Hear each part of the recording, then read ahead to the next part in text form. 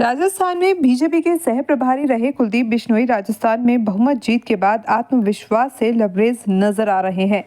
अब वो पिच पर बयानों की बैटिंग कर रहे हैं, विपक्षी पार्टियों को आड़े हाथों ले रहे हैं।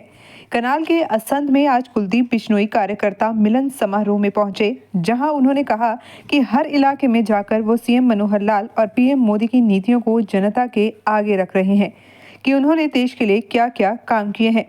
वहीं जब उनसे सवाल किया गया कि चर्चा है आप लोकसभा चुनाव करनाल से लड़ सकते हैं, इस पर कुलदीप ने बोलते हुए कहा कि जहां से लोग कहेंगे वहीं से चुनाव लड़ लेंगे।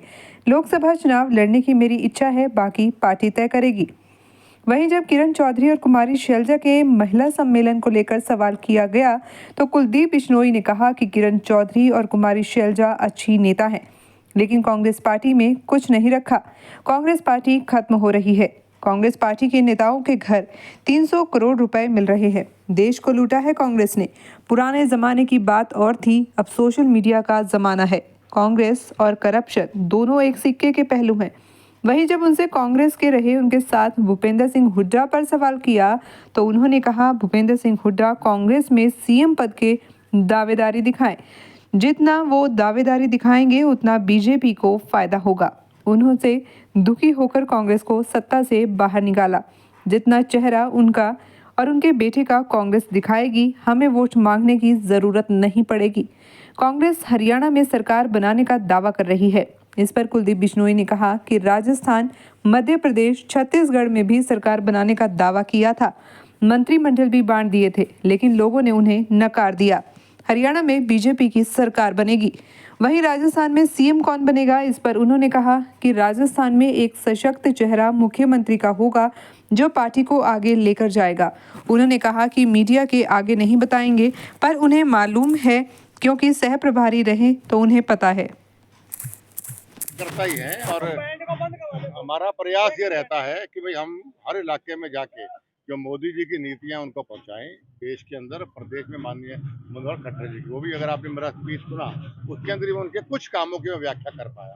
तो लोगों के भले के लिए हम कर रहे हैं। हमारी सोच ये है कि भाई देश तरक्की करे और देश तरक्की तब करेगा जब एक मजबूत आदमी की आदमी सरकार है। चर्चा चल रही है कि करनाल लोकसभा से आप चुनाव लड़ सकते हैं।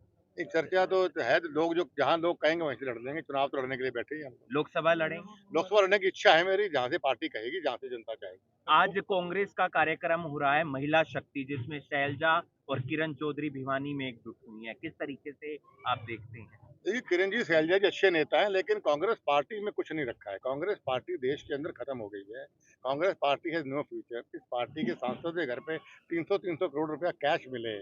जिस पार्टी ने देश को लूटा हो, जो करप्शन में नंबर 1 रही, उस पार्टी को लोग अब समझ गए हैं। पुराने जमाने की बातें और आजकल सोशल मीडिया बहुत पावरफुल है। लोग एक एक चीज को एनालाइज करते हैं।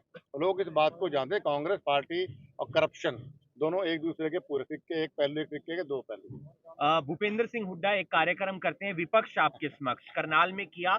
उसमें उन्होंने एक बार कहा कि मैं मुख्यमंत्री पद के लिए प्रबल दावेदार हूं कांग्रेस।